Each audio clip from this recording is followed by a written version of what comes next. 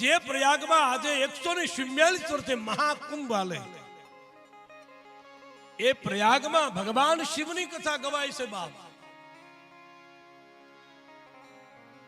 બાપ તમે સોમનાથ ન જઈ શકો, મહાકાલના દર્શન કરવા ન જઈ શકો, પણ તમારી સોસાયટીમાં બેઠેલો મહાદેવ એમના દર્શન કરો ને તો મહાકાલના દર્શન કર્યાના ફળ મળી જાય.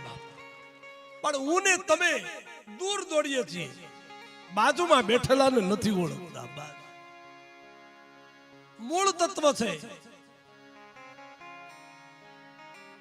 બાપ ખોવાય છે ક્યાંય અને ગોતાય છે ક્યાંય. એવું થયું છે આજના યુગમાં. બાપ ખોવાયું હોય ને ત્યાં ગોતો ને તો તમને હરિ અવશ્ય મળી જશે. બાબા